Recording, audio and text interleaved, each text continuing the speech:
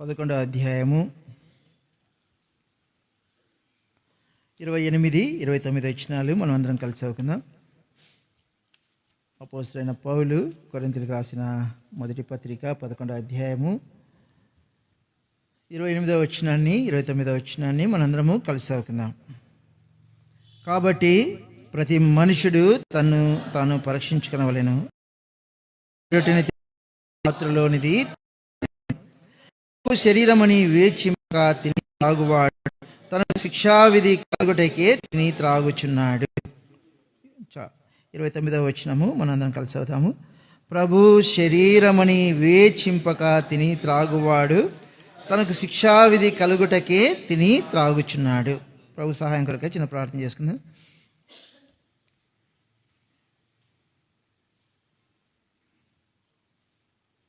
పరిశుద్ధుని తండ్రి, ప్రేమగల యేసు ప్రభువా, నువ్వు సర్వ శరీరులకు దేవుడవు, సర్వ సృష్టికర్తవు.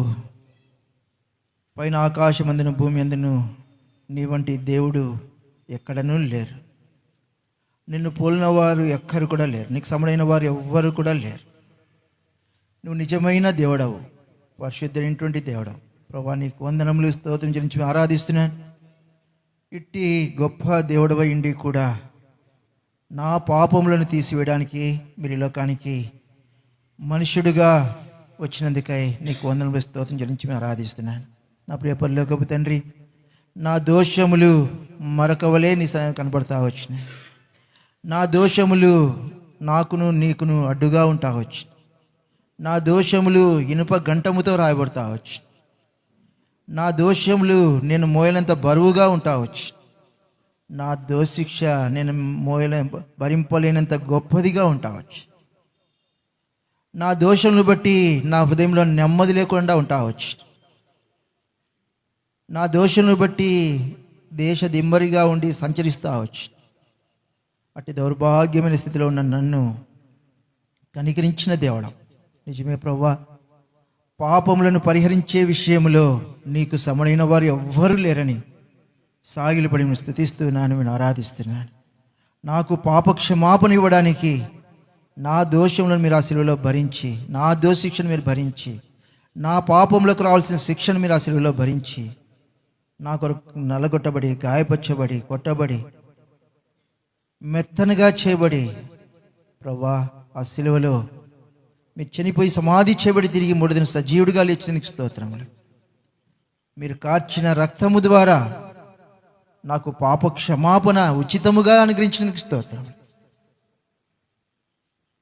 తన అతిక్రములకు పరిహారము నందినవాడు, తన పాపములకు ప్రాయశ్చిత్తం నందినవాడు ధన్యుడని అటువంటి ధన్యత ప్రభువా పనికి మాలనైనా నాకు అనుగ్రహించినందుకు స్తోత్రములు. నువ్వు నన్ను ఎంతగానో ప్రేమించి ఇంత గొప్ప ధన్యత నాకు ఇచ్చినావు, నీకు వందనములు, స్తోత్రం చెల్లిస్తున్నా. దయగల తండ్రి, నీ బిడ్డలతో కూడా కలిసి నా హృదయపూర్వకమైనటువంటి ఆరాధన మీకు అర్పిస్తూ ఉంటున్నాను. మరి పరిశుద్ధమైన బలలో మేము చేరి ఉండగా, పాలు పొందవలసి ఉండగా నీ కృపతో మమ్మల్ని జ్ఞాపకం చేసుకో ప్రభా. నీ వాక్యమును మాకు అనుగ్రహించుము. సమృద్ధి అయినటువంటి నీ వాక్యం అనే వర్షాన్ని మా మీద కుమ్మరించుము. మా ప్రాణాలను తెప్పరిలా చేయము. నీ వాక్యము చేత మమ్మల్ని నూతనపరచు, మమ్మల్ని ఆదరించు, మమ్మల్ని సరిచేయి, మమ్మల్ని హెచ్చరించు. నూతన సంవత్సరములో ప్రభువా నూతన పరచబడిన వారమై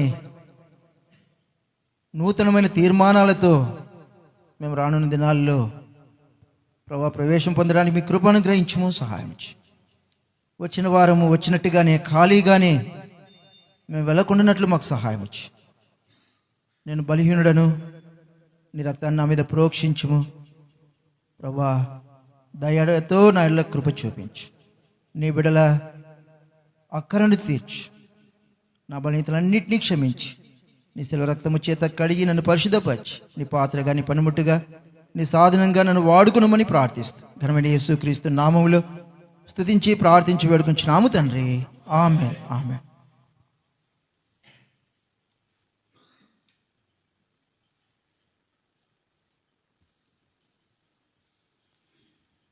ఇస్కరియోతు యూదా అంటా వచ్చినాడు కదా. ఒక స్త్రీ అత్తరు తీసుకుని వచ్చి ఏం చేసింది? యేసు ప్రభువుని మీద తల మీద పోసింది. అప్పుడు ఇస్కరియోతు యూదా చూసి ఏమన్నాడు? విలువైన అత్తరును నువ్వేం చేసావు? నీలపాలు చేసావే. విలువైన అత్తరుని ఏం చేసిందంట ఆమె? అది ఇస్కరియోతు యూదా దృష్టిలో ఉందన్నమాట. దేవుని దృష్టిలో అది ఎట్లుంది? ఘనమైందిగా ఉంది. కానీ తలంపు ఏంటంటే, ప్రభువును ఆరాధించే విషయంలో నువ్వు ఎప్పుడూ నిర్లక్ష్యం చేయవద్దు. ప్రభువును ఆరాధించే విషయంలో నిత్యము దావీదు చెప్పినట్టుగా నేను నిత్యము ఏం చేస్తాను? ఆయనను స్తుతిస్తా. ప్రభువును ఘనపరిచే విషయంలో నీవు నేను మనము ఎట్లుండాలా? మాదిరిగా ఉండాలన్నమాట. ముందు కూడా చెప్తా వచ్చా కదా, రక్షణ లేకముందు అందరూ ఆరాధిస్తూ ఉంటే బయటికి వెళ్ళిపోయేవాడిని. అంటే అప్పుడు ఫోన్లు లేవులే, బయట ఆరాధన సమయం గడిపి లోపలికి వచ్చేవాడిని. రక్షణ పొందిన తర్వాత అటువంటి మనసు దేవుని నాలో నుంచి తొలగించి వేసినాడు, తీసివేశాడు. అది నా భక్తి అని నేను చెప్పట్లేదు, కానీ ప్రభు ఆ మనసును తీసివేశాడు. ప్రభు సన్నిధిలో ఉండడానికి కృపనిస్తూ ఉన్నాడు. ఒకసారి నా శరీర అనారోగ్యం బట్టి అందరూ ఆరాధన చేస్తూ ఉంటే దైవసేకం దగ్గరికి వెళ్ళి, అంకుల్ గెస్ట్ రూమ్ కీస్ ఇవ్వండి అన్నాడు. ప్రసాద్, అందరూ ఆరాధన చేస్తూ ఉంటే నువ్వు పోయి గెస్ట్ రూమ్లో పడుకుంటావా అన్నాడు. సారీ అంకుల్ అని చెప్పి వెళ్ళి కూర్చున్నా. సంతోషంగా కూర్చున్నా, బాధతో కాదు. అయితే ప్రభు మాట్లాడుతూ వచ్చినాడు. ఆ ఆరాధనలో దేవుడు నన్ను ఆదరిస్తూ వచ్చినాడు. దేవుని బిడ్డలు ఆరాధిస్తుండగా వారి ఆరాధన ద్వారా నేను ఆదరణ పొందుతూ వచ్చిన. తలంపు ఏంటంటే, ప్రభువును ఇతరులు ఆరాధిస్తుండగా నువ్వు కూడా వారితో ఏకీభవించినట్లయితే ఆ ఆరాధన ద్వారా దేవుడు నిన్ను ఆదరిస్తే. ఇంకా నేను బాల్యంగా ఉన్న దినాల్లో నేను ఇంకా ఎట్లంటే, అంటే మిమ్మల్ని తప్పుగా అనుకోద్దండి,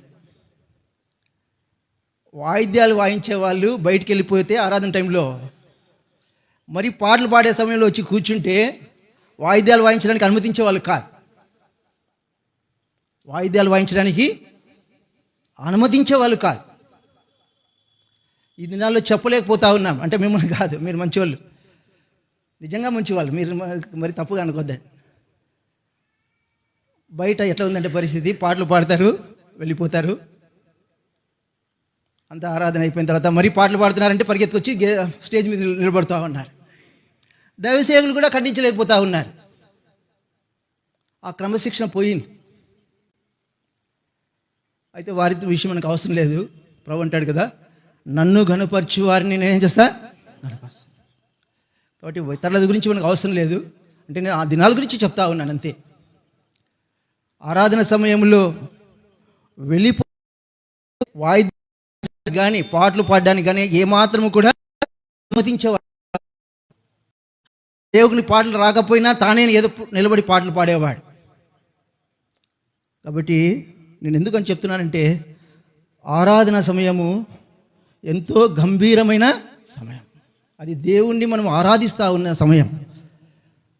పరలోకములో దేవదూతలందరూ ఆరాధిస్తూ ఉంటే అందరూ ఏకీభవించి ప్రభువును ఆరాధిస్తూ ఉన్నారు. గొప్ప స్వరముతో ప్రభువును ఆరాధిస్తూ వచ్చినారు. చూడ మాట చదువుకొని మనము బల్ల వర్తమానమును ధ్యానం చేద్దాము. ప్రకటన గ్రంథము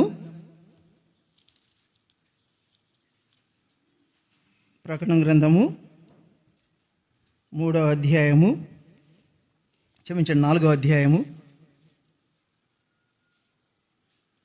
5వ అధ్యాయము 12వ వచనం చదువుదాం అందరము. వారు వధింపబడిన గొర్రెపిల్ల శక్తియు ఐశ్వర్యమును జ్ఞానమును బలమును ఘనతయు మహిమయు స్తోత్రమును పొందనర్హుడని ఏం చేస్తా ఉన్నారంట? గొప్ప స్వరముతో. అంటే అందరి స్వరాలు ఏకీమవుతూనే ఏమొచ్చింది? గొప్ప స్వరం వచ్చిందనమాట. కాబట్టి మనము ఇక ముందుకైనా రానున్న దినాల్లోనైనా మనము బహు జాగ్రత్త పడదాం. దేవుని సన్నిధిలో నుండి అనాలోచితంగా మనం వెళ్ళిపోవడం అది మనకు మంచిది కాదు. యాకోబు అంటాడు, దేవుడు ఈ స్థలం ముందున్నాడని నేను తెలుసుకుని ఉంటే నేను నిద్రపోయిండేవాడిని కాదంటాడు. హబక్కు గ్రంథంలో రాయబడుతుంది, యెహోవా ఈ స్థలం ముందున్నాడు గనుక సర్వలోకమంతా ఎట్లుండాలంట? మౌనముగా ఉండాలి. దేవుని సన్నిధిలో మౌనంగా ఉండి ఆరాధించే వారితో మనం ఏకీభవించినట్లయితే అది మనకు క్షేమము, అది మనకు దీవెన అన్నమాట. ప్రభువును గణపరిచిన వారం అవుతాం. మనం చదువుతా వచ్చినాము, ప్రతి వాడు తన్ను తాను ఏం చేయాలంట? పరీక్షించుకొనవలెను. చూడండి, మనము చదువుతూ వచ్చినట్లయితే మత్తయి సువార్త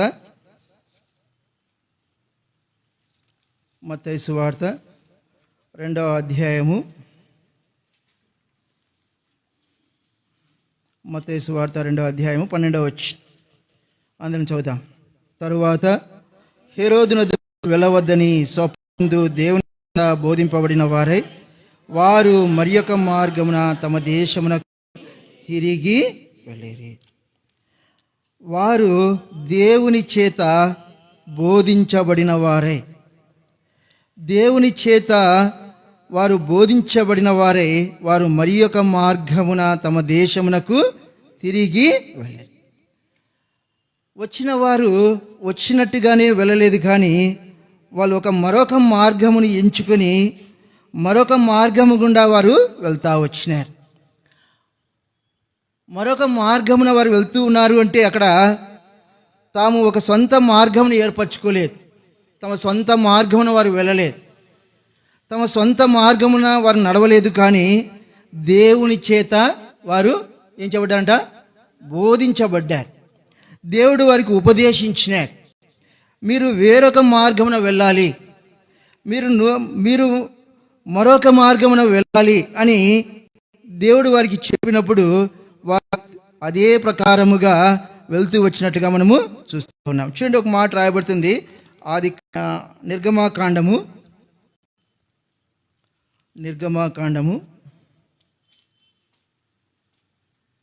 13వ అధ్యాయము,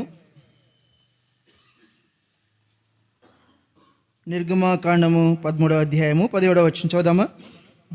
మరియు ఫరో ప్రజలను పోనీయగా దేవుడు ఈ ప్రజలు యుద్ధము చూచినప్పుడు వారు పశ్చాత్తాపడి ఐగుప్తుకు తిరుగుదురేమో అనుకుని ఫిలిష్తీయుల దేశము సమీపమైనను ఆ మార్గమున వారిని నడిపింపలేదు. 18వ వచనం కూడా, అయితే దేవుడు ప్రజలను చుట్టూ దారియగు ఎర్ర సముద్రపు మార్గమున, అరణ్య మార్గమున, దేవుడు ఐగుప్తులో ఉన్నటువంటి ఇశ్రాయేలీలను అనేకమైన అద్భుతములు దేవుడు జరిగించి ఐగుప్తు దేవతలకు తీర్పు తీర్చి దేవుడు తన ప్రజలైన ఇశ్రాయేలీలను ఫరో కాడి క్రింద నుంచి, ఐగుప్తు యొక్క దాసత్వం నుంచి వారిని విడిపించి కనాను దేశానికి వారికి నడిపిస్తూ వచ్చినాడు. ప్రభు అక్కడ రాయబడతా ఉంది, ఫిలిష్తీయుల దేశము సమీపమైనను ఆ మార్గమున వారిని, సమీపమైన మార్గము గుండా ప్రభు వారిని ఏం చేయలేదంట? నడిపించలేదు. ఎందుకు నడిపించలేదు? వారు ఐగుప్తుకు తిరిగి వెళ్తారేమో అని. ఈ ప్రజలు యుద్ధము చూస్తారు, యుద్ధము చూచినప్పుడు వీరు తిరిగి ఎక్కడికి వెళ్తారంట? ఐగుప్తుకు వెళ్తారేమో అని దేవుడు ఏం చేశాడంట? వాళ్ళని ఏం చేశాడంట? సమీప మార్గమున వారిని నడిపించి. మనం ఎక్కడికి వెళ్ళాలనుకుంటే సమీప మార్గమునే మనం సెలెక్ట్ చేస్తాం. ఇప్పుడు గూగుల్ వచ్చేసింది కదా, గూగుల్ వచ్చేసింది మనకి.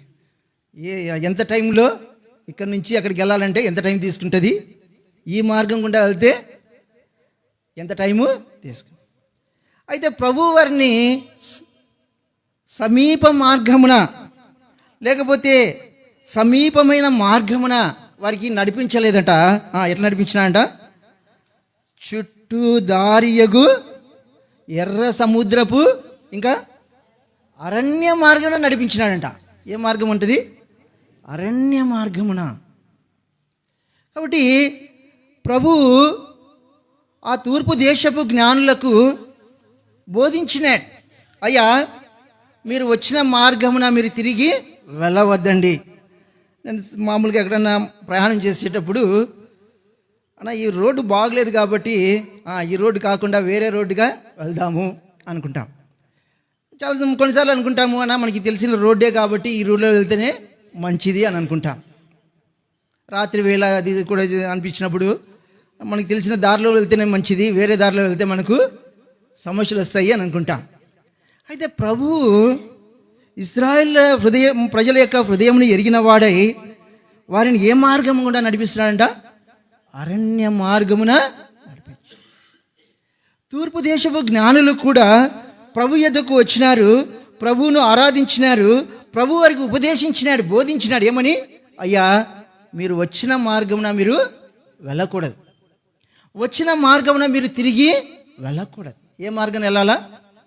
మరి ఒక మార్గమున వెళ్ళాలి. వారు జ్ఞానులు కదా. వారు ఎవరు? జ్ఞానులు. మనం చెప్తే అమ్మా నాకు తెలిసిలేమ్మా, నేను ఈ వీధిలోనే ఎందుకు పోవాలా, ఈ దారిలోనే ఎందుకు పోవాలా, నాకు తెలిసిలేమ్మా అంటాం. వద్దులేరా కుక్కలు గిక్కలు ఉంటాయి, నాకు తెలిసిలేమ్మా నువ్వు నాకు చెప్పేది ఏంది అంటాం. తూర్పు దేశపు జ్ఞానులు ప్రభుకు ఆ మాట చెప్పలేదు. చూడండి మన దేవుడు ఎలాంటి వాడు. దానియేలు గ్రంథము 2వ అధ్యాయం 22వ వచనం చదవండి.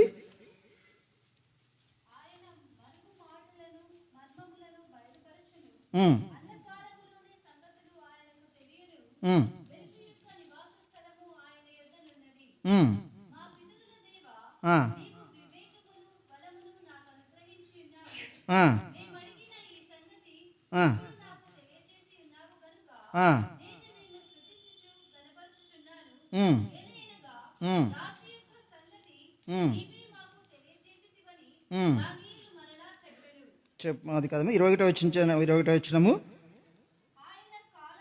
వివేకులకు వివేకమును జ్ఞానులకు దేవుడు ఏమి ఇస్తా అంట? జ్ఞానం ఇచ్చి. కనుకనే తూర్పు దేశపు జ్ఞానులు వాళ్ళు గ్రహించగలుగుతా వచ్చినారు ఈ దేవుడు ఎలాంటి వాడంటే జ్ఞానులకు జ్ఞానం. మా జ్ఞానం దేవుని దృష్టిలో వెర్రితనము.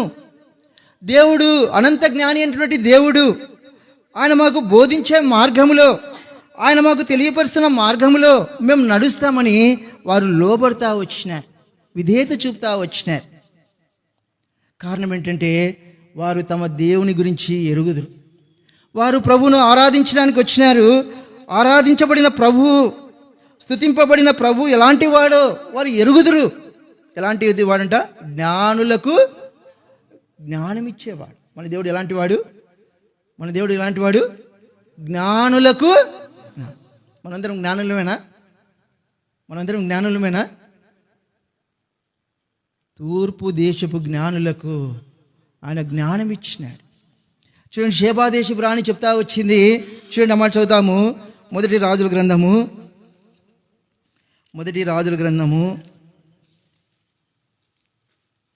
10వ అధ్యాయము 8వ వచనం. నీ జనవంతులు నీ ముందర ఎల్లప్పుడూ నిలిచి నీ జ్ఞాన వచనములను వినుచుండు నీ సేవకులను. ఆమె చెప్పింది, అయ్యా నేను రాణిగా ఉన్నాను కానీ నా దేశంలో నాకు అంత జ్ఞానము లేదు. నా ముందే భాగ్యవంతులు అధికార భాగ్యవంతులు కాదు. నీ దగ్గర ఉన్నారే వీళ్ళెవరు? భాగ్యవంతులు. ఎందుకు? నీలో ఉన్న ఆ జ్ఞానం వచ్చిందని వాళ్ళు ఉన్నారు.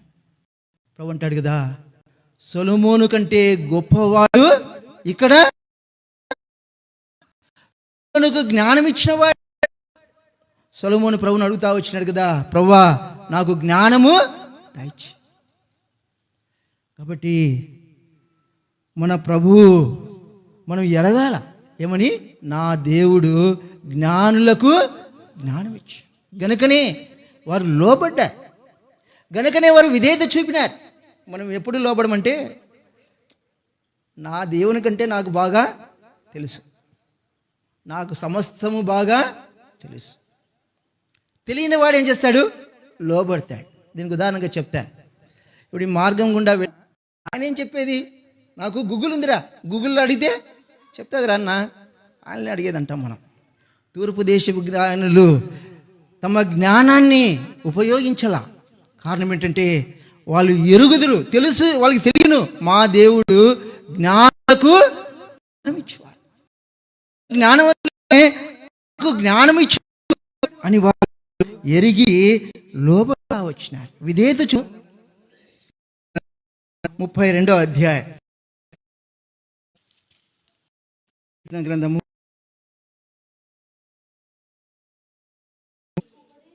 నీకు ఉపదేశను బోధేదను మీద దృష్టి ఉంచి నీకు ఆలోచన ప్రభుంటా ఉన్నాడు. నీకు ఉపదేశం చేస్తా, నీవు నడవలసిన మార్గం నీకు బోధిస్తా, నీ మీద దృష్టి నీకు ఆలోచన. దేశపు ఆరాధిస్తూ వచ్చి ప్రభు వారి మీద మీరు ఇంతకు మునుపు వచ్చిన మార్గము మీరు విడిచిపెట్టాలి. మీరు వచ్చిన మార్గము మీరు తిరిగి మీరు మార్గం వెళ్ళాలి. వారు లోబడతా వచ్చినారు, వారు విధేయత చూపుతా వచ్చినారు. ఇంకా మనం చూస్తూ వచ్చినట్లయితే చూడండి, యెషయా గ్రంథము 30వ అధ్యాయము. యెషయా గ్రంథము 30వ అధ్యాయము 21వ వచనం.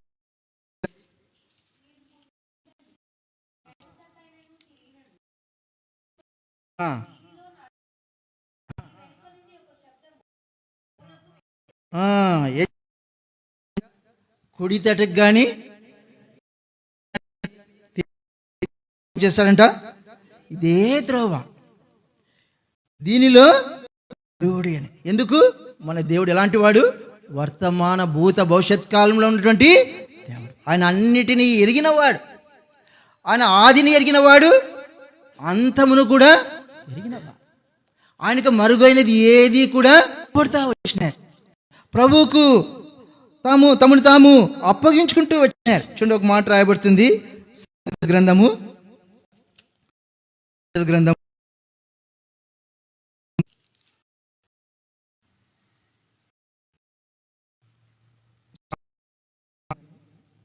3వ అధ్యాయము, సామెతల గ్రంథము 3వ అధ్యాయము 5వ వచనం చదవండి.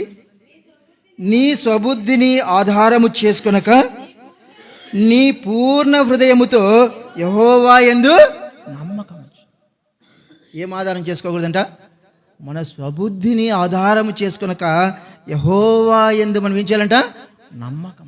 కాబట్టి ఆ తూర్పు దేశపు జ్ఞానులు తమ జ్ఞానం మీద వారు ఆధారపడలేదు, కానీ తమ దేవుడు, తాము ఆరాధించిన దేవుడు, ఆరాధనలకు యోగ్యుడైనటువంటి దేవుడు జ్ఞానులకు జ్ఞానమిచ్చువాడని వారు ఎరిగి ప్రభువుకు లోబడతా వచ్చినారు, ప్రభువుకు విధేయత చూపుతా వచ్చినారు. అంత మాత్రమే కాదు, తమ స్వబుద్ధిని వారు ఏం చేయలేదు? ఆధారము చేసుకోలేదు. ఏం చేశారంటే వాళ్ళు పూర్ణ హృదయముతో దేవుని ముందు వారు ఏం చేశారు? నమ్మకం ఉంచినారు. మనం ఎవరి మీద నమ్మకం ఉంచుతామో వారు చెప్పినట్లుగా నడుస్తాం. నిజమే కదనా? ఎవరి మీద నమ్మకం ఉంటే ఏం చేస్తాం?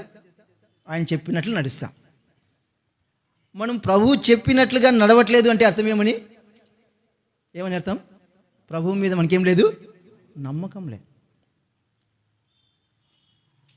ప్రభువు మీద నమ్మకము ఉంది అని మనం ఎప్పుడు రుజువు చేయగలమంటే, ఏమైనా పర్వాలేదు, నా దేవుడు నన్ను నడిపిస్తున్న ఈ మార్గము గుండా నేను వెళ్తా, నా దేవుడు నన్ను చక్కని త్రోవ నడిపిస్తాడు, నా దేవుడు చూడు, కీర్తనకాడు అంటాడు కదా, కీర్తన 23లో రాయబడుతుంది, శాంతికరమైన జలముల చెంత ఆయన నన్ను ఎక్కడ నడిపిస్తా ఉన్నాడంట?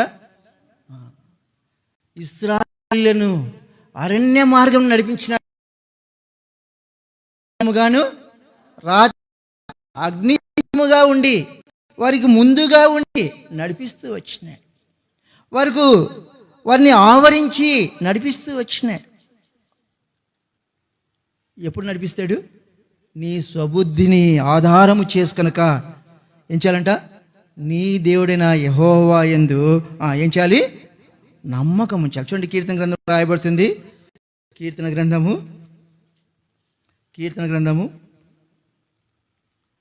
95 10వ వచనం చదవండి.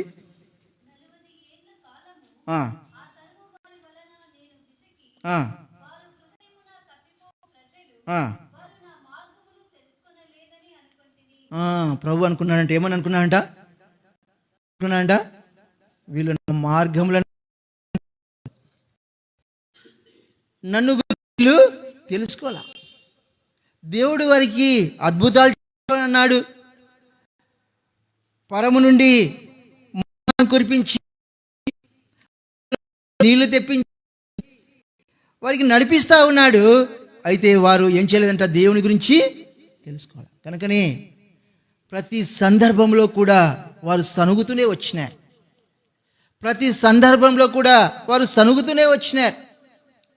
చూడ మాట రాయబడుతుంది నిర్గమాకాండము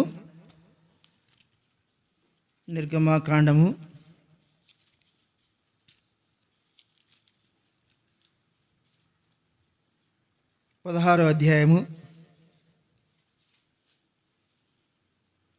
2వ వచనం చదవండి.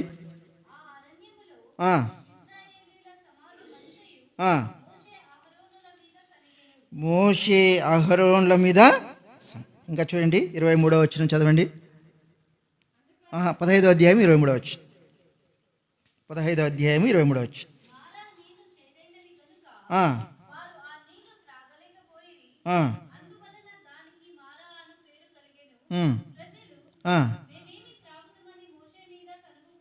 ప్రజలు ఏం చేస్తా ఉన్నారు? సనుక్కుంటా ఉన్నారు. ఎందుకు? మాకు నీళ్లు లేవు. మన దేవుడు బండలో నుంచి నీళ్లను ప్రవహింపచేయువాడని, ఎడార్లలో నదులను ప్రవహింపచేయువాడని వారు గుర్తెరగలేకపోతా వచ్చినారు. కనుకనే వారు సనుగుతూ వచ్చినారు, ప్రభు మీద ఆయాసపడతా వచ్చినారు. ఇంకా మనం చూస్తూ వచ్చినట్లయితే చాలా సందర్భాల్లో మేము చచ్చుట మేలు అంటా వచ్చినారు. మేము ఐగుప్తులో ఉండింటేనే బాగుండేది అనుకుంటా వచ్చినారు. ఈ అరణ్యములో చావడానికి మమ్మల్ని తీసుకొచ్చినారని మోషే అహరోనుల మీద వారు సనుగుతూ వచ్చినారు.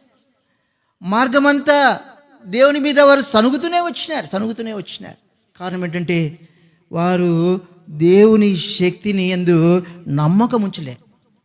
మా దేవుడు అరణ్యములో మమ్మల్ని చంపివేసేవాడని, మా దేవుడు అరణ్యములో మేము చనిపోవడానికి మమ్మల్ని పిలవలేదు, పాలు తేనెలు ప్రవహించే దేశానికి దేవుడు మమ్మల్ని నడిపిస్తూ ఉన్నాడు అన్న విషయాన్ని వారు మర్చిపోతా వచ్చినారు. శ్రమ వచ్చిందంటే చాలు, కొద్దిగా నీళ్ళు లేవంటే చాలు, కొద్దిగా ఆహారం దొరకలేదంటే చాలు, వెంటనే ఏమొస్తుంది? వాళ్ళు సనుగు. ప్రియ సహోదరుడా, దేవుడు నిన్ను నడిపిస్తూ ఉండగా, ఆయన నిన్ను నడిపించాలని కోరుతూ ఉండగా, మారాలాంటివి చేదైన అనుభవంలో నీ ఎదుటికి వచ్చినప్పుడు నువ్వు ప్రభువు మీద ఆయాసపడవద్దు, ప్రభువు మీద నువ్వు సనగవద్దు, నువ్వు కృంగిపోవద్దు. ఆ చేదైన నీళ్ళను ప్రభు ఏం చేస్తాడు? మొదలైన నీళ్ళు ప్రభుకి ఇష్టం కదా. ఓ ఇశ్రాయేలు, నీవు నా మాట వినిన ఎడల ఎంత మేలు. ప్రభు మాట వింటే మనకేముంది? మేలు. జీవితంలో, నా జీవితంలో లాంటి అనుభవం ఏమైంది? ప్రభు అన్నాడు కదా, సమీపమైన దారి అయినను వారికి ఏం చేయలేదంట, ఆ మార్గమున నడిపించాలి. అది ప్రభు ఉద్దేశం. చుట్టూ దారి నడిపించాలనుకున్నాడు, కానీ నిన్ను బాధ పెట్టి ఆయాస పెట్టి కాదు. రాయబడుతుంది, ఆ 40 ఏండ్లు వారు ఎట్లా నడిచారంట, వాళ్ళ కాళ్ళ యొక్క చెప్పులు కూడా ఏం చేయలేదంట, అరిగిపోలేదు. మన బాటా చెప్పులు ఎంత పెద్ద చెప్పులు తెచ్చుకున్నా, బస్సు ఏమంటారు టైర్ కుట్టించుకున్నా, ఏముంది బస్ టైర్ని చెప్పులుగా కుట్టించుకున్నా ఏమవుతాయి, అవి అరిగిపోతాయి. సంవత్సరంలో వాళ్ళు గ్యారంటీ అంటారు, 6 నెలల్లోనే తెగిపోతాయి. అయితే 40 సంవత్సరాలంట వారి చెప్పులు అరిగిపోవాలి. కారణం ఏంటి? దేవుడు వారిని మోసుకొని మేము నడిపిస్తూ వచ్చినాడు. దేవుడు వారిని అనుదినము నడిపిస్తూ వచ్చినాయి. ఇంకా రాయబడుతుంది, వారి యొక్క వస్త్రములు కూడా ఏం కాలేదు. మనం సంవత్సరము బర్త్డేలకి కొంటానే ఉంటాం, ఏమవుతుంటాయి, చినిగిపోతూ ఉంటాయి. వాడికి షాప్ వాడు చెప్తాడు, అన్నా ఈ బట్టలు చినిగేటివి కాదంటాడు, మన ముందు చింపుతాడు కూడా, చినిగవు, ఇవి చినిగేటివి కాదని అంటాడు అన్నమాట. షాపులో వాళ్ళు ఏం చేస్తారంటే ఆ కాకి తీసి ఇది చినగనే మన లేదంట, ఈ చుట్టూదారి దేవుడు నన్ను నడిపిస్తా ఉన్నాడు. ఎందుకు నన్ను నడిపిస్తా ఉన్నాడు? అయితే ప్రభు యందు నువ్వు నమ్మకం ఉంచు. ఎట్లా నమ్మకం ఉంచాలంట? పూర్ణ మనసుతో. ప్రభు అంటాడు కదా, నా ఆజ్ఞ లేనిది ఒక తల వెంట్రుకు కూడా రాలేదు. కాబట్టి తూర్పు దేశపు జ్ఞానులు మరి ఒక మార్గంలో వెళ్తా వచ్చినారు అంటే కారణం ఏంటంటే వారు దేవుని యందు ఏం చేసినారు? నమ్మకం ఉంచినారు. ఎలాంటి నమ్మకం అది? అర్ధ నమ్మకం కాదు, సగం నమ్మకం కాదు, ప్రభా ఇది ఇస్తే కాదు, ఇది చేస్తేనే కాదు. ఏం చేసినారు? పూర్ణమైన వచ్చినారు. ఇంకా మనం చూస్తూ వచ్చినట్లయితే చూడండి, రాయబడుతుంది రోమీయులకు రాసిన పత్రిక 8వ అధ్యాయము, రోమీయులకు 8వ అధ్యాయము 14వ వచనం.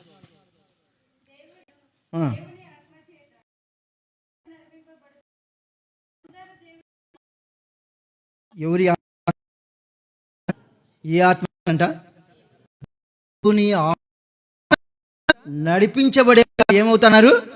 దేవుని కుమారులు. వారు దేవుని చేత ఉపదేశించబడ్డారు,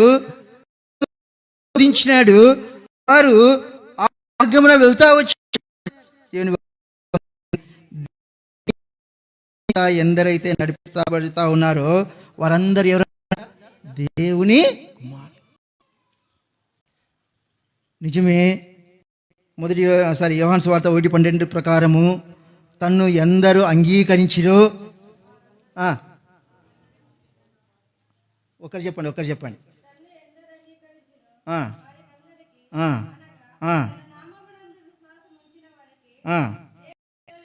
దేవుని అంటే దేవుని పిల్లలు కుమారులు కావాలి. ఏం కావాలా? కుమారులు కావాలంటే దేవుని ఆత్మ చేత ఏం చేయబడాలా? నడిపించబడాలి. పిల్లలు ఏం చేస్తూ అంటారు? తల్లిదండ్రుల చేత నడిపించబడతా ఉంటారు, అవునా కదా? పిల్లలు ఏం చేస్తారు? తల్లిదండ్రుల చేత ఈ దినాల్లో నడిపించబడలేండి, మాకే జ్ఞానం ఉందంటారు. మాకే ఎక్కడ లేని జ్ఞానం మన పిల్లలకే ఉందన్నమాట. అది అట్లాంటి లోకం పరిస్థితి. అయితే దేవుని ఆత్మ చేత మనం ఏం చేయబడాలంట? నడిపించబడిన వారు ఏం చేయబడతా ఉన్నారు? దేవుని కుమారులు. కాబట్టి తూర్పు దేశపు జ్ఞానులు దేవుని ఆత్మ చేత, దేవుని ఉపదేశము చేత వారు నడిపించబడతా వచ్చినారు. వారు ప్రభువును ఆరాధించిన తర్వాత దేవుని ఆత్మ చేత వారు నడిపించబడి వచ్చినారు. కాబట్టి ప్రియ సహోదరుడా, ప్రియ సహోదరి, నీవు నేను మనము దేవుని ఆత్మ చేత మనము నడిపించబడాలి. మొట్టమొదటిగా మన దేవుడు జ్ఞానులకు జ్ఞానమిచ్చువాడని మనం ఎరిగి ఆయన మీద ఆధారపడవలసిన వారంగా ఉన్నాం. ప్రభువు నడిపించే మార్గానికి మనము అప్పగించుకునవలసిన వారంగా ఉన్నాం. రెండోదిగా మనం చూస్తూ ఉన్నాం, పూర్ణ హృదయముతో ఏం చేయాలంటే మనము దేవుని యందు నమ్మకం ఉంచాలి. మూడోదిగా మనం చూస్తూ ఉన్నాం, రాయబడతా ఉంది, దేవుని ఆత్మ చేత నీవు నేను మనము నడిపించబడాలి. ఇంకా మనం చూస్తూ వచ్చినట్లయితే చూడండి, దేవుడు ఎవరికి ఉపదేశిస్తాడో రాయబడుతుంది. కీర్తన గ్రంథము, వారు దేవుని చేత ఉపదేశించబడ్డారు. ఎవరికి దేవుడు ఉపదేశించేవాడిగా ఉన్నాడో చూస్తున్నట్లయితే కీర్తన గ్రంథము 25వ అధ్యాయము 11వ వచనం చదవండి.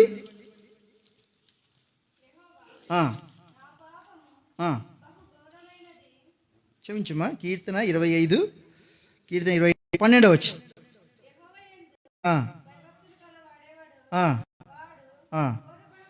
వాడు కోరుకొనవలసిన మార్గము వారికి బోధించు. ఎవరికి బోధిస్తాడంట?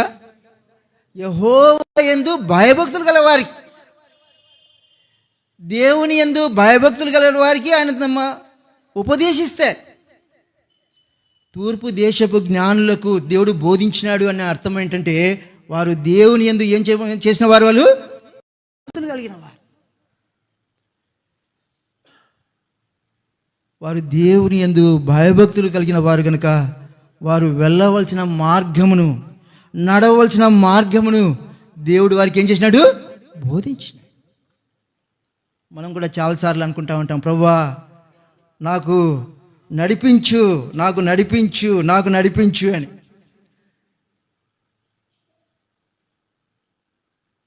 చూడండి, యెర్మీయా గ్రంథము, ఆ మాట మనం చదివితేనే బాగుంటుంది. యెర్మీయా గ్రంథం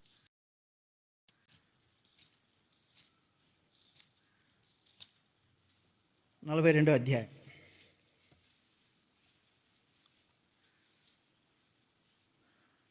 యెర్మీయా గ్రంథము 42వ అధ్యాయము 2వ వచనం చదవండి.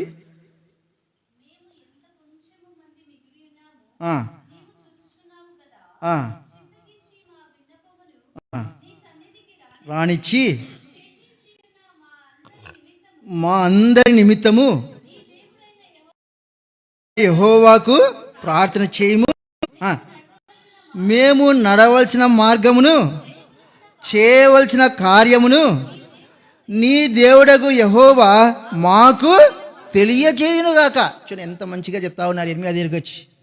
అయ్యా, మేము కొద్ది మందిగా మిగిలినాం,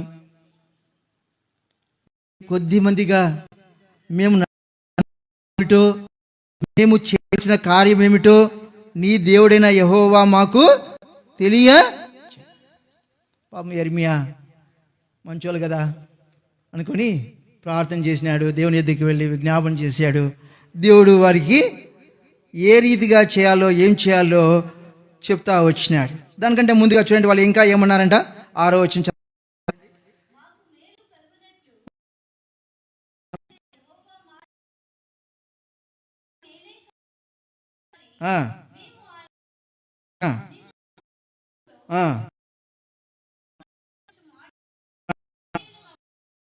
ఇంకా ఏమంటున్నారు వాళ్ళు, అది కీడైనా పర్లేదయ్యా, కీడు జరుగుతుందన్నా పర్లే, దేవుడు ఏం చెబితే అది మేము చేస్తా. అది మేలు కావచ్చు, కీడు కావచ్చు, దేవుడు మా విషయంలో ఏమైతే చెప్తా ఉన్నాడో ఆ మాటకి మేమేమవుతాము, విధేయులమవుతాం. ఇంకా చూడండి, 5వ వచనము.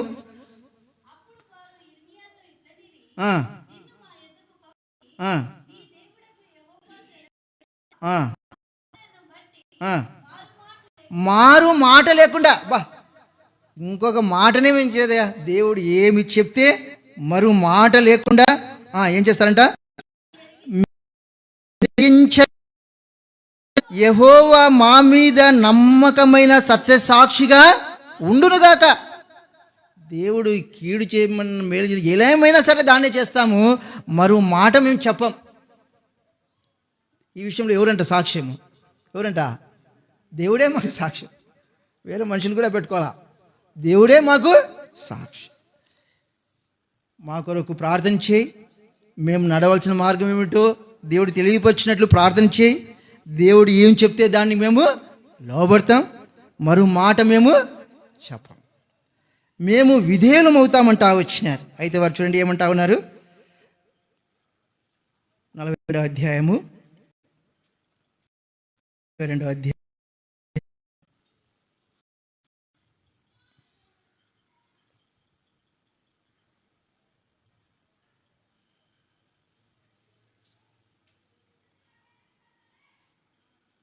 20 వచ్చింది చదవండి.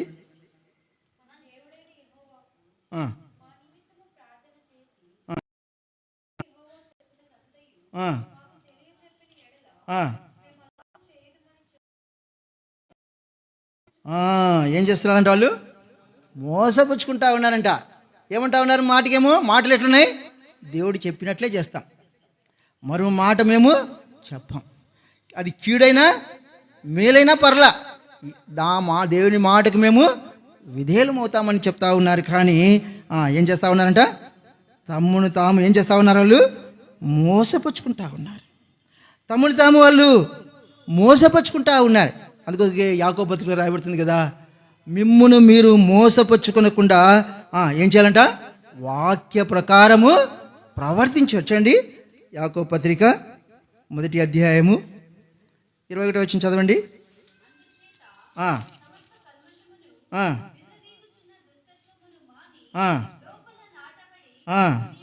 మీ ఆత్మలను రక్షించుటకు శక్తిగల వాక్యమును సాత్వికముతో అంగీకరించుడి. మీరు వినువారు మాత్రమై ఉండి మిమ్మును మీరు మోసపుచ్చుకొనకుండా వాక్యకారము ప్రవర్తించువారనే. వారేమో ఇర్మియాతో చెప్తా వచ్చినారు. అయితే వారు దేవుడు చెప్పినట్లుగా, దేవుడు వారికి సెలవిచ్చినట్లుగా వారు నడవలేకపోతా.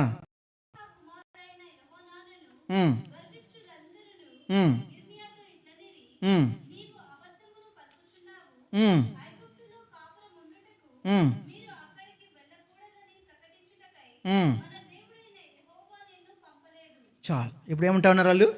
దాని ఎనిమిది దగ్గర వచ్చి ఏమన్నారు? మా కొరకు నువ్వు ప్రార్థించి, దేవుడు ఏమి చెప్తే అదే మేము చేస్తాము, మరో మాట మేము దేవుని సన్నిధిలో. సరే, ఇర్మియా దేవుని సన్నిధిలో ఐగుప్తుకు వెళ్ళొద్దండి అంటే వారి మనసులో ఏముంది? ఐగుప్తుకు వెళ్ళాలని ఐగుప్తుకు వారు వెళ్ళడానికి ఇష్టపడతా వచ్చినారు. ఐగుప్తులో వారు తమ మనసులో దేవుని విచారణ చేస్తారు. దేవుని మాటకు వారు లోబడలేకపోతా వచ్చినారు. అయ్యా, ఐగుప్తుకు వెళ్తా వచ్చిన వెళ్ళిన తర్వాత చదవండి, రాయబడి వారు వెళ్ళప్పుడు ఐగుప్తుకు వారు వెళ్తా సార్లు మనం ప్రభుని అంటాం, ఏం చెప్తే అదే నువ్వు చేసుకుంటానయ్యా, మరో మాటని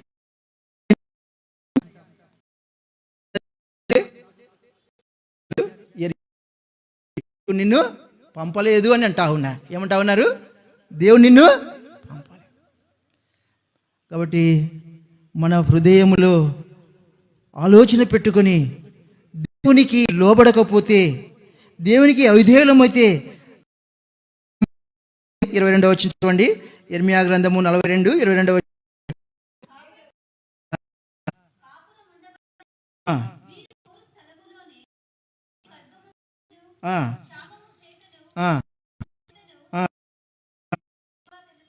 చాలు. ఇర్మియా అంటా ఉన్నాడు, అయ్యా మీరు ఏ స్థలంలో ఉండాలని కోరుకుంటా ఉన్నారు, ఏ స్థలము మంచిదని మీరు తలుస్తూ ఉన్నారో ఆ స్థలములో మీకేమొస్తుంది? ఖడ్గం ఉంది, క్షామం ఉంది, తెగులు.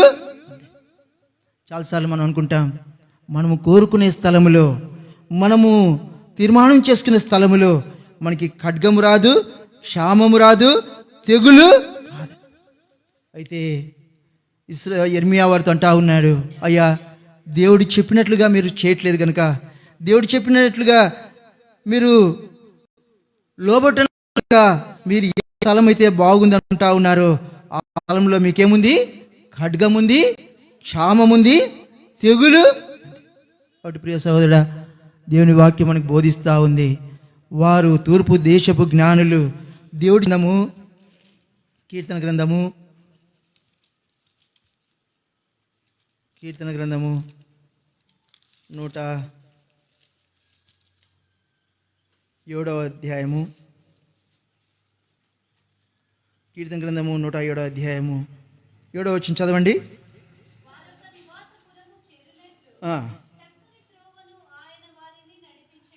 ఏ త్రోవ నడిపించిన అంట? చక్కని త్రోవ. భక్తియుల మార్గము వంకరగా దేవుడు నిన్ను నన్ను మనల్ని ఏ మార్గం నడిపించినాడు? చక్కని మార్గం. కాబట్టి వారు లోబడ్డారు, దేవుని ఆత్మచేత వారు నడిపించబడ్డారు కనుక వారు చక్కని త్రోవన దేవుడు వారిని నడిపిస్తూ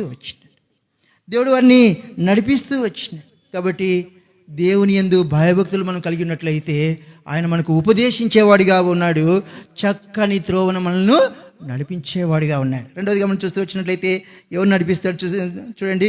కీర్తన గ్రంథము 25వ అధ్యాయము. కీర్తన గ్రంథము 25వ అధ్యాయము 9వ వచనం చదవండి.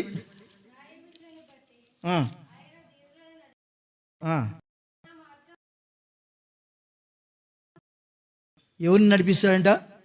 దీనులను నడిపిస్తాడు. తన యందు భయభక్తులు గల వారికి ఆయన ఉపదేశం చేస్తాడు, చక్కని త్రోవన వారిని నడిపిస్తాడు.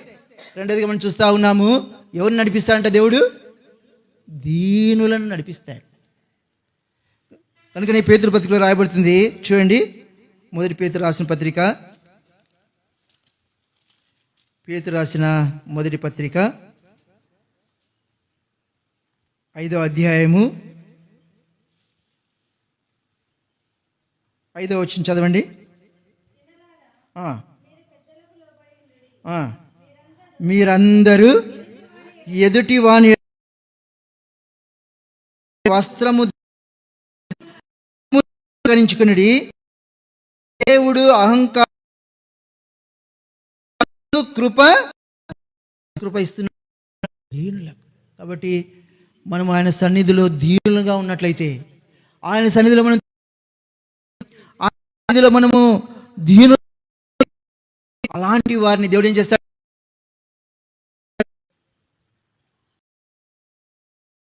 కోరుకున్న సహోదర సహోదరి, నీవు నేను మనం ఎలాగుండాలా? దీనులముగా. మీకు రాయబడుతుంది కదా, దీనుల యొద్దను వినయం మనసు గలవారు నేనేం చేస్తాను? నివసించుచున్నాను. యెషయా గ్రంథంలో రాయబడుతుంది, దీనుల యొద్ద ఆయన నివాసము చేసేవాడిగా ఉన్నాడు, దీనులకు అనుగ్రహించేవాడిగా ఉన్నాడు, దీనులకు చేస్తా ఉన్నాడు, ఆయన నడిపిస్తూ ఉన్నాడు. కాబట్టి ఆ తూర్పు దేశపు జ్ఞానులకు ఉపదేశించాడు అంటే అర్థం ఏంటంటే, సన్నిధిలో దీనులుగా ఉంటా వచ్చినారు, దీనులను ఆయన నడిపించేవాడిగా ఉన్నాడు. ఇంకా మనం చూస్తూ వచ్చినట్లయితే చూడండి, ఇర్మియా గ్రంథము 31వ అధ్యాయము. ఇర్మియా గ్రంథము 31వ అధ్యాయము 9వ వచనం చదవండి.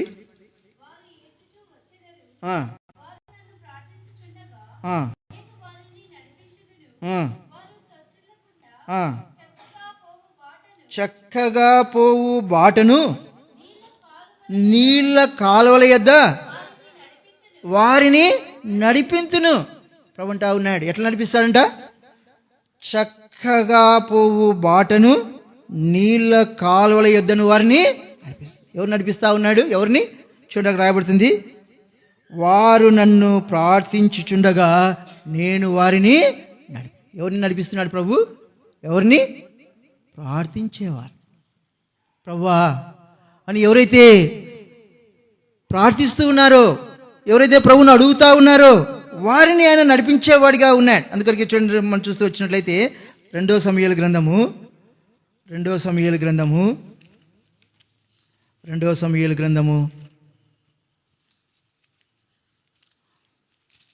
అధ్యాయము 2వ సమూయేలు గ్రంథము 2వ అధ్యాయము మొదటి వచనం చదవండి.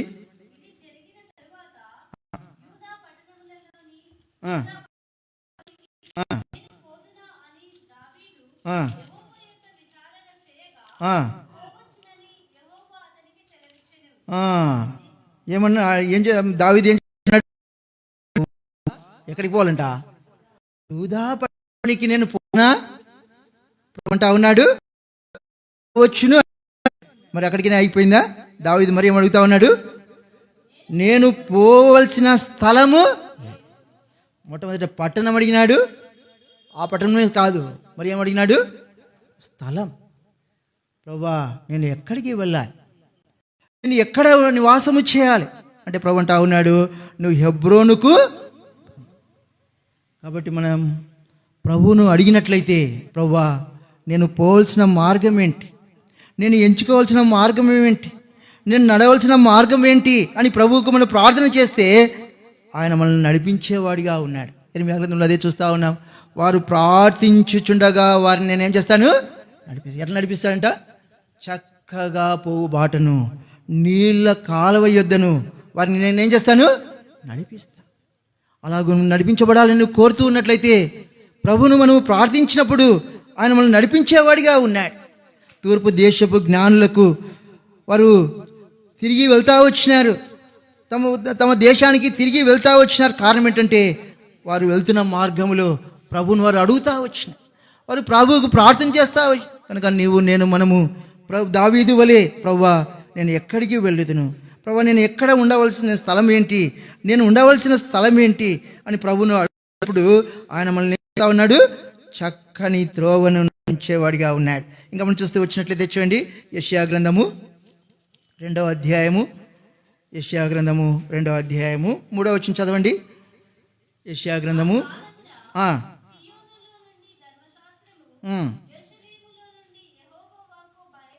బయలువెళ్ళును వచ్చి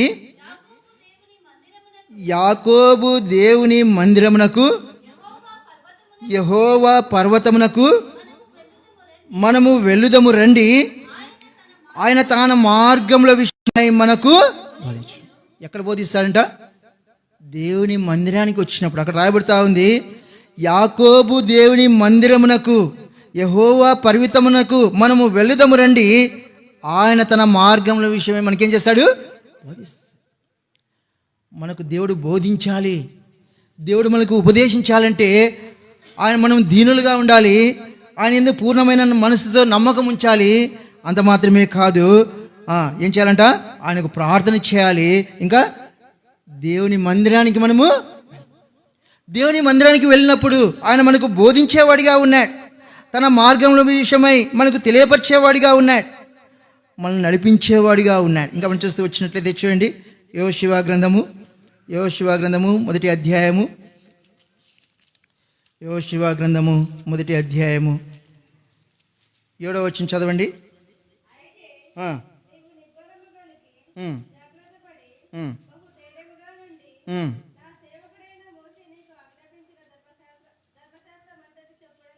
చేయవలెను, నీవు నడుచు ప్రతి మార్గమున చక్కగా ప్రవర్తించినట్లు నీవు దాని నుండి కుడికి కానీ ఎడమకు కానీ, దేవుని వాక్యము నుండి కుడికి కానీ ఏం కాకూడదంట, ఎడమకు కానీ మనం ఏం చేయకూడదంట, తొలగకూడదు. దేవుని వాక్యానికి విరోధంగా నడుస్తున్నాము అంటే ఏమని మనము తొలగిపోయినట్టే. దేవుని మార్గము నుండి మనం ఏం చేస్తున్న వారము తొలగిపోయినట్టు. అక్కడ రాయబడుతుంది, నువ్వు కుడికి కానీ ఎడమకు కానీ ఏం చేయకూడదు, నువ్వు తొలగకూడదు. దేవుని వాక్య ప్రకారమే మనం ప్రవర్తించాల, దేవుని వాక్య ప్రకారమే మనం నడుచుకోవాలా. కనుక యెహోషువతో ప్రభు అంటా ఉన్నాడు, అయ్యా నీ మార్గములో నువ్వు చక్కగా ప్రవర్తించాలంటే దేవుని వాక్యానికి కుడికి కానీ ఎడమ కానీ నువ్వేం చేయకూడదు, తొలగకూడదు. నువ్వు దేవుని వాక్యానికి కుడికి కానీ ఎడమకు కానీ తొలగినట్లయితే నువ్వు నీ మార్గంలో చక్కగా నువ్వు ప్రవర్తించలేవు, నీ మార్గము వర్ధిల్ల చేసుకోలేవు. నీ మార్గమును వర్ధిల్ల చేసుకోవాలంటే నీ వాక్యమును, దేవుని వాక్యమును నువ్వు ధ్యానించు, జాగ్రత్త పడు అని రాయబడతా వచ్చు. కాబట్టి మనము చక్కగా నడుచుకోవాలంటే, దేవుడు మనకు ఉపదేశిస్తున్న మార్గంలో కుడికి ఎడమకు తొలగకుండా మనం నడుచుకోవాలంటే ఏం చేయాలంటే దేవుని వాక్యాన్ని ధ్యానించాలి. యెహోషువతో ప్రభు అదే అంటా వచ్చినాడు. చివరిగా ఒక మాట చదువుకుందాం చూడండి. మొట్టమొదటిగా మనం చేయాలి, దేవుని ఉపదేశమునకు మనము లోబడాలి. ఎందుకు ఎవరు లోబడతా ఉన్నారు? మన దేవుడు ఎలాంటి వాడు? జ్ఞానులకు జ్ఞానం ఇచ్చేవాడు. రెండోదిగా మనం చూస్తూ ఉన్నాం, దేవుడు ఎవరికి ఉపదేశిస్తూ ఉన్నాడు? ఎవరికి ఉపదేశిస్తూ ఉన్నాడు? ఎవరైతే దేవుని యందు భయభక్తులు కలిగి ఉంటా ఉన్నారో. కొన్నిసార్లు మనము ఇష్టం వచ్చినట్లు మాట్లాడుతూ ఉంటాం. మన దేవుడు అట్లా ఇష్టం వచ్చి మాట్లాడేవాడు కాదు. తన మాట ఎంతో విలువైనది. దేవుని మాట ఎలాంటిది? విలువైనది. దేవుడు ఊరినే ఆషామాషిగా మనం మాట్లాడుతున్నట్టు మాట్లాడు. దేవుడు మనకే చెప్పినాడు, నీ మాట ఎట్లుండాలన్నాడు? అవునంటే అవును, కాదు. మరి ఆ చెప్పిన దేవుడు ఇష్టం వచ్చినట్టు మాట్లాడతాడా? మాట్లాడతాడు. అయితే ఎవరితో మాట్లాడతాడైనా? ఎవరైతే తన యందు భయభక్తులు కలిగి ఉంటా ఉన్నారో వారితో మాట్లాడతాడు, వారికి ఉపదేశం చేస్తాడు, వారికి బోధిస్తాడు. రెండోదిగా మనం చూస్తూ ఉన్నాం, మన దేవుడు అనంత జ్ఞాని అనే దేవుడని, నా దేవుడు జ్ఞానులకు జ్ఞానం ఇచ్చేవాడని మనము మన స్వబుద్ధిని ఆధారం చేసుకోకుండా పూర్ణ మనస్సుతో దేవుని యందు నమ్మకం ఉంచినట్లయితే ఆయన మనల్ని ఏం చేస్తాడు? నడిపించేవాడిగా ఉన్నాడు. ఎవరైతే దీనులుగా ఉంటా ఉన్నారో ఆయన వారిని నడిపిస్తూ ఉన్నాడు. ఎవరైతే ఆయనకు ప్రార్థన చేస్తూ ఉన్నారో వారిని నడిపిస్తూ ఉన్నాడు. ఎవరైతే దేవుని వాక్యమును ధ్యానిస్తూ ఉన్నారో ఆయన వారిని నడిపిస్తూ ఉన్నాడు. ఎవరైతే దేవుని సన్నిధికి వస్తూ ఉన్నారో, దేవుని మందిరానికి వస్తూ ఉన్నారో, దేవుని ఇంటికి వస్తూ ఉన్నారో వారికి ఆయన బోధిస్తూ ఉన్నాడు. అంత మాత్రమే కాదు, చివరిగా ఒక మాట చదువుకుందాం చూడండి. ఆది కాండము 31వ అధ్యాయము. ఆది కాండము 31వ అధ్యాయము 11వ వచనం చదవండి.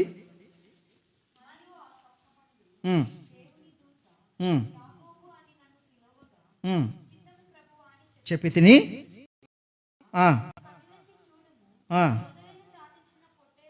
పొట్టేళ్ళనియు చార్లైనను పొడలైనను మచ్చలైనను గలవి ఏలైనగా లాభానికి చేర్చినది యావత్తు నేను చూచి తిని, నీవెక్కడ పోసిదివో, ఎక్కడ నాకు మొక్కుబడి చేసిదివో ఆ బేతేలు దేవుడను నేనే.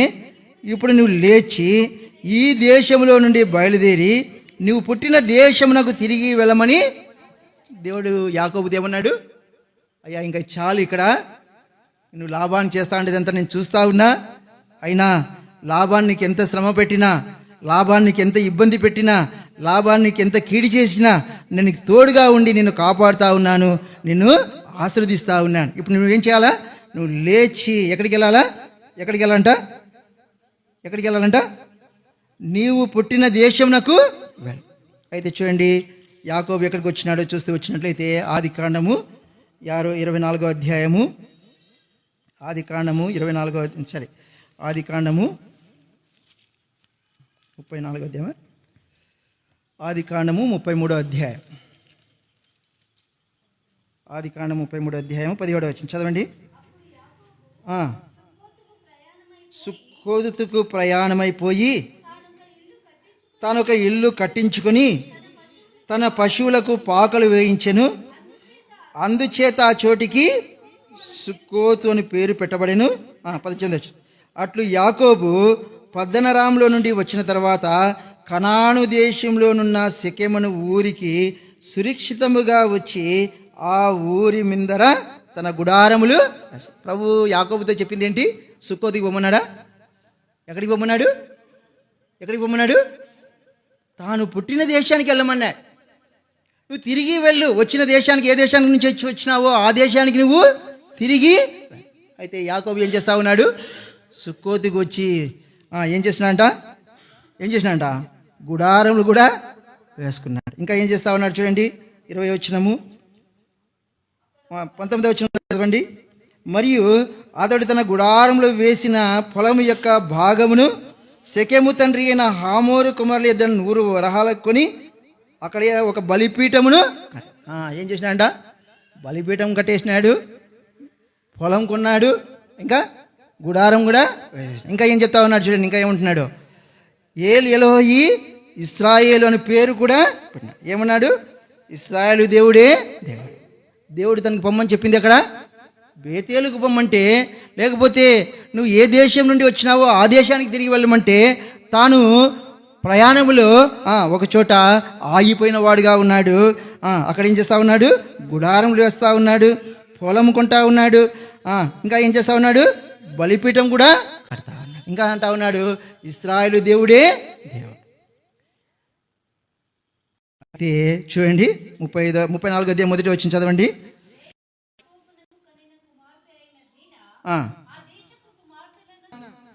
తన కుమార్తె ఏం చేయబడింది, ఇప్పుడు అవమానపరచబడింది. అంత మాత్రమే కాదు, తన 2 కుమారులు కూడా నరహంతకులు అయిపోయారు. ఏమైపోయారు, నరహంతకులు అయిపోయారు. కోపముతో అక్కడున్న దేశ ప్రజలను వరించేశారు, చంపివేస్తా వచ్చి. అనగా తన కుమార్తెలు పాపము చేయడానికి కారణం ఎవరు కూడా, యాకోబు. కారణం ఏంటి, దేవునికి లోబడని కారణాన. పొలం కొన్నాడు, గుడారం వేసినాడు, బలిపీఠం కట్టినాడు. ఏమంటా ఉన్నాడు, ఇశ్రాయేల్ ఎలోహి ఇస్రా. ఇంతవరకు ఏమన్నాడు, బేతేలు దేవుడే. ఇంతవరకు ఏమన్నాడు, బేతేలు దేవుడే దేవుడు అని చెప్పిన ఆయన ఇప్పుడు ఇక్కడ బలిపీఠం కట్టుకొని ఏమంటున్నాడు, ఏం పోలేనా, ఏం మా ఇంట్లో ఉంటే సరిపోదా, బేతేలు దేవుడే దేవుడని చెప్పిన యాకోబు ఇప్పుడేమంటా ఉన్నాడు, తను ఒక చోట గుడారం వేసుకొని పొలం కొని బలిపీఠం కట్టుకొని అంటా ఉన్నాడు, ఎలోయి ఇశ్రాయేల్. ఇప్పుడు ఇశ్రాయేల్ దేవుడే. తలంపు ఏంటంటే కొన్నిసార్లు మనం అనుకుంటాం కనుక ప్రియ సహోదరుడా, తద్వారా యాకోబు యొక్క కుమార్తె అవమానపరచబడింది. అటువంటి మేము చూడలేదంటా వచ్చిన అటువంటి భయంకరమైన కార్యము ఆ కుటుంబంలో జరుగుతూ వచ్చింది. అంత మాత్రమే కాదు, తన 2 కుమారులు కూడా నరహంతకులుగా. కాబట్టి తలంపు ఏంటంటే, ఆ తూర్పు దేశపు జ్ఞానులు దేవుని ఉపదేశానికి లోబడి వారు తిరిగి వెళ్తా వచ్చిన.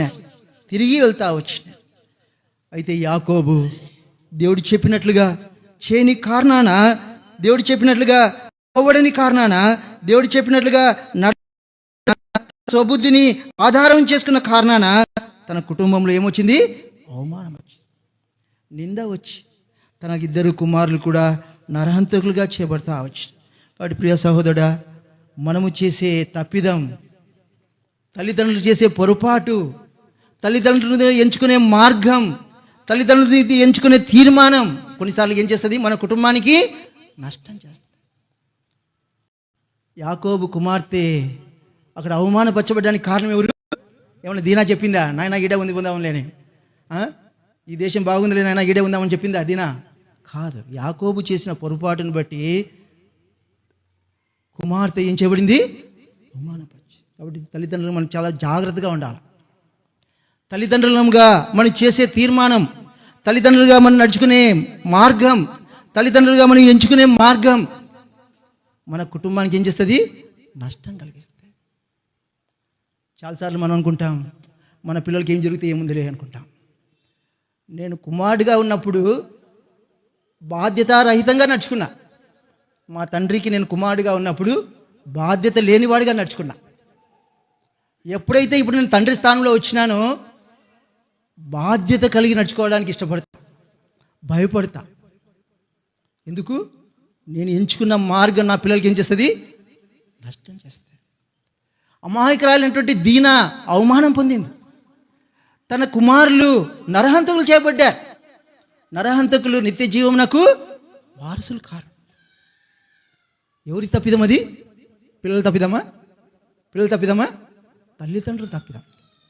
కాబట్టి ప్రియ సహోదరుడా, యాకోబు పూర్తిగా దేవుని చిత్తానికి లోబడని కారణాన తన కుటుంబం ఏమైపోయింది, అవమానానికి, నిందకు అప్పగించబడింది. అలాగూ మనము ఉండకుందాముగాక, అలాగూ మన జీవితంలో రాకుండానట్లు మనం జాగ్రత్త పడతాముగాక. యాకోబు తన నిర్లక్ష్యంను బట్టి బాగుంది లేని పొలాన్ని కొన్నాడు, స్థలం కొన్నాడు, డేరా వేసుకున్నాడు, బలిపీఠం కట్టినాడు. ఎలోహి ఇశ్రాయేలు దేవుడే దేవుడు. ఒకప్పుడు బేతేలు దేవుడే దేవుడని చెప్పిన యాకోబు బేతేలుకు వెళ్ళి ప్రభువును ఆరాధించాలని చెప్పుకున్న యాకోబు ఏం చేసినాడు? తన స్వబుద్ధిని ఆధారం చేసుకొని మార్గం మధ్యమున ఆగిపోయిన వాడుగా ఉన్నాడు. చాలాసార్లు మనం కూడా ఆగిపోతాం. ఎందుకు ఆగిపోతామో మనకు తెలియదు, దేని బట్టి ఆగిపోతామో మనకు తెలియదు, ఎవరిని బట్టి ఆగిపోతామో మనకు తెలియదు. పౌలు భక్తుడు అంటాడు గల్తీల గురించి, ఓ గల్తీలారా, మీరు ఇంత మునుపు ఎంతగా బాగుగా పరిగెత్తుచుంటారే, మీరు బాగుగా నడుచుకుంటా ఉంటారే, మీరు ప్రభు కొరకై ఆశ కలిగి ప్రవర్తిస్తూ ఉంటారే, ప్రభు కొరకై రోషం కలిగి నడుచుకుంటా ఉంటారే, ఎందుకు మీరు ఆగిపోయారు? మీరు ఆగిపోవడానికి గల కారణం ఏంటి? ఎందుకు ఆగిపోతా ఉన్నారు అని పౌలు భక్తుడు గలితీలకు ప్రశ్న వేస్తా వచ్చినాడు. ఒకప్పుడు మీరు నా కొరకు చూడండి అమ్మ, చూద్దాము గలితీలకు రాసిన పత్రిక, గలితీలకు రాసిన పత్రిక 5వ అధ్యాయము 7వ వచనం చదవండి. సత్యమునకు విధేయులు కాకుండా మిమ్మల్ని ఎవడయ్యా మిమ్మల్ని అడిగించింది? మీరు ఒకప్పుడు బాగా పరిగెత్తా వచ్చినారే, దేవుని కార్యముల విషయమై, దేవునికి లోబడే విషయంలో, విశ్వాసం విషయంలో, దేవుని దీన మనసులుగా ఉంటా వచ్చినారు, దీనులుగా ఉంటా వచ్చినారు, ప్రభువుకు లోబడతా వచ్చినారు, ప్రభువుకు విధేయత చూపుతా వచ్చినారు, ప్రభు విషయంలో బాగుగా పరిగెత్తా వచ్చినారు. ఇప్పుడు మీకు ఎవరు అడ్డగించి ఉన్నారా? ఎవరైనా మిమ్మల్ని అడిగించిన వాళ్ళు ఉన్నారా? ప్రియ సహోదరుడా, దేవుని వాక్యం రాయబడుతుంది కదా, చూడండి. రోమిలకు రాసిన పత్రిక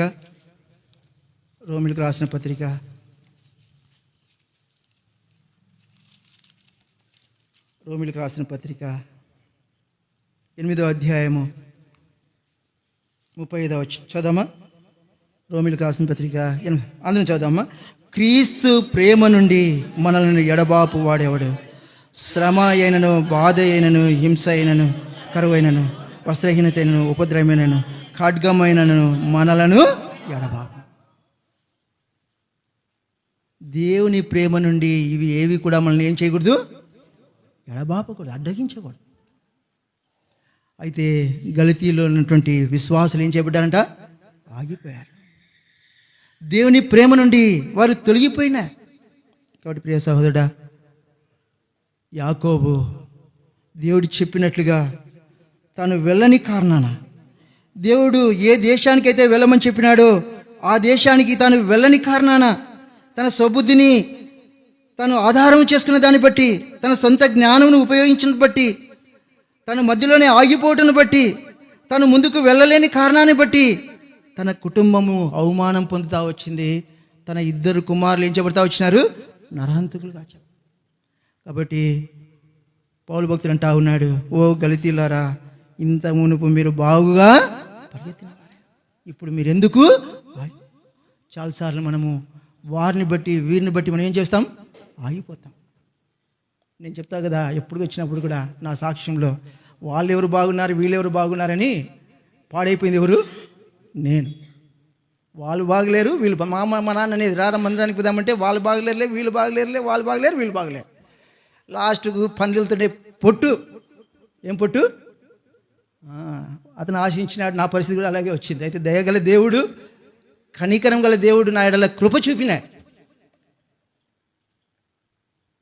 తల్లి గర్భమున రూపింపబడుకుని నేను నిన్ను ఎరిగింది కాబట్టి అట్టి ప్రేమ గల దేవుడు కనుక అట్టి స్థితి నుంచి తప్పించినాడు. చాలాసార్లు మనం అనుకుంటాం, వాళ్ళు బాగలేనా, వీళ్ళు బాగలేనా, వాళ్ళు ఎందుకు లేనా, వీళ్ళు ఎందుకు లేని. ఎవరి అవసరం లే. ప్రభు అంటాడు, పౌలు అంటున్నాడు, ఎవరయ్యా మిమ్మల్ని అడ్డగించి? ఎవరు అడ్డగించలేదు? ఎవరిని బట్టి? మనమే ఆగిపోతే, ఆగిపోయిన యాకోబుకి ఏమొచ్చింది? మేలు కలిగిందా? యాకోబు మేలు పొందినాడా? ఎలోహీ ఇశ్రాయేలు దేవుడే దేవుడు అనుకున్న యాకోబుకు మేలు కలిగిందా? బలిపీఠం కట్టుకున్నాడు కదా, తన ఇంట్లో బలిపీఠం ఉంది కదా, తన ఇంట్లోనే ఉండి ఆరాధన చేస్తూ ఉన్నాడు కదా, తన ఇంట్లోనే ఉండి దేవుని సేవిస్తూ ఉన్నాడు కదా. మేలు పొందినాడా? మేలు పొందాడా? నష్టపోయాడు. చాలాసార్లు దేవుని మందిరానికి మనం రాకుండా, దేవుని సన్నిధికి మనం వెళ్ళకుండా అడ్డగించబడతాం. కారణం తెలియదు. కాబట్టి ప్రియ సహోదరుడా, దేవుని మందిరమునకు వచ్చినట్లయితే ఆయన మనకి ఏం చేస్తాడు? ఉపదేశిస్తాడు. దేవుడు చెప్పిన స్థలానికి మనం వెళ్ళినట్లయితే మనకు క్షేమం ఉంది. దేవుడు చెప్పిన మార్గమున మనం నడిచినట్లయితే మనకు మేలుంది. దేవుడు ఇశ్రాయేలు విషయంలో అనుకున్నాడు, వీరికి ఆ దారి సమీపమైనను కూడా ఆ మార్గం నడిపించడానికి దేవుడు ఎందుకు ఇష్టపడలేదు? దేవుని ఇష్టమైంది, అది దేవుని కోరిక అయిపోయింది, అది దేవుడు ఎంచుకున్న మార్గమైంది, దేవుడు వారి విషయమై సిద్ధపరిచిన మార్గం అలాంటిదిగా ఉంది.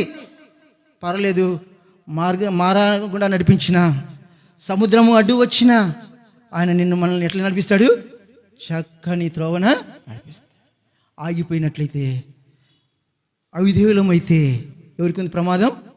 మనకే. యాకోబు అలాగూ నష్టపోతావచ్చు. చివరిగా ఒక మాట చదువుతాను. ఇశ్రాయేలును దేవుడు నడిపిస్తూ ఉండగా మేలు జరిగినప్పుడు ఎట్లున్నారు వాళ్ళు?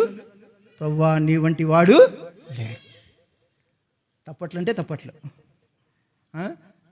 చెప్పట్లంటే చెప్పట్లు. అన్నా దేవుడు బల అంత గొప్ప దేవుడు ఎక్కడా లేడన్నా. కొద్దిగా నీళ్ళు ఏమైంది? చేదైనాయి అంతే. ఏమయ్యా, దేవుడు అరణ్యంలో సంపేకి తీసుకొచ్చినాడా? దేవుడు అరణ్యంలో సంపేకి తీసుకొచ్చినాడా మనల్ని? మనం చనిపోవటం దేవునికి ఇష్టం లేదని తన స్థలమును వదిలిపెట్టి ఈ లోకానికి వచ్చినాడు. ఆ నిత్య నరకంలో మనం ఉండకూడదని తన సింహాసనాన్ని వదిలిపెట్టి ఈ లోకానికి వచ్చినాడు. అయితే ఇశ్రాయేలు అంటా ఉన్నారు, ఈ అరణ్యములో చంపడానికి నువ్వు మమ్మలను తీసుకొచ్చినావు. మరి ఆ నీళ్ళను దేవుడు మధురంగా మార్చినాడు. మరి వెంటనే సంతోషం. మరి అక్కడి నుంచి కొంత నడిపించినాడు. అయ్యా, ఐగుప్తులో మేము ఏం చేస్తా అంటే కుండల ఎద్దు కూర్చుంటా అంటే, ఎక్కడ కూర్చుంటా అంటే వాళ్ళు కుండల ఎద్దు కూర్చొని ఒక ఆయన ఏం చేసేవాడు? తెల్లగడ్డలు ఒలిచేవాడు. ఒక ఆయనేమో ఏం చేసేవాడు? మిర్చిని కట్ చేసేవాడు. ఇంకొక ఆయన ఏం చేసేవాడు? ఎర్రగడ్డలు కట్ చేసేవాడు. మేమంతా కలిసి జోకులు వేసుకుంటా, నవ్వుకుంటా వంటలు చేసేవాళ్ళం. తృప్తిగా తింటా అంటే ఆయన ఏమో ఎర్రగడ్డలు కట్ చేస్తా అండా, ఏమేమో ఏది తెల్లగడ్డలు చేస్తా అండా. బాగుండా. ఈ అరణ్యంలో మాకేముంది? చెవి సారము లేని దేవుడు అలాంటి భోజనం ఇచ్చినాడు వాళ్ళకు. దేవదూతలు భుజించే ఆహారాన్ని వాళ్ళు ఏం చేస్తా వచ్చినారు? తృణీకరిస్తా వచ్చారు. కాబట్టి తలంపు ఏంటంటే, ప్రియ సహోదరుడా, ఆయన నిన్ను నడిపిస్తుండగా, నన్ను నడిపిస్తుండగా, మనల్ని నడిపిస్తుండగా పూర్ణమైన మనసుతో దేవుని యందు మనం నమ్మకం ఉంచుదాం, దేవునికి లోబడదాం, దేవుని సన్నిధిలో దీనులుగా ఉందాం, దేవునికి ప్రార్థన చేద్దాం, దేవుని యందు భయభక్తులు కలిగి ఉందాం. ఆయన మనల్ని ఏం చేస్తాడు? చక్కని త్రోవను. ఇశ్రాయేలును దేవుడు ఎట్లా నడిపించినాడు? పగటి మేఘస్తంభముగా, రాత్రి అగ్నిస్తంభముగా ఉండి నడిపించినాడు. 40 సంవత్సరములు వారి కాళ్ళకు ఏం రాలేదంట? వాపురాలా. వారి చెప్పులు అరిగిపోలా, వారి బట్టలు మాసిపోలే, పాతికి. అంత ఆశ్చర్యకరమైనటువంటి దేవుడు. ఈ దేవుని ఎందుకు మనం చాలా నమ్మకం. కాబట్టి తూర్పు జ్ఞానులు దేవుని ఆరాధించినారు, దేవుని చేత ఉపదేశించబడ్డారు, దేవుడు చెప్పినట్టుగా లోబడ్డారు, విధేయులయ్యారు, చక్కని త్రోవను వారు నడిపారు. దేవుడు మనకు అలాగూ సహాయం చేయండి.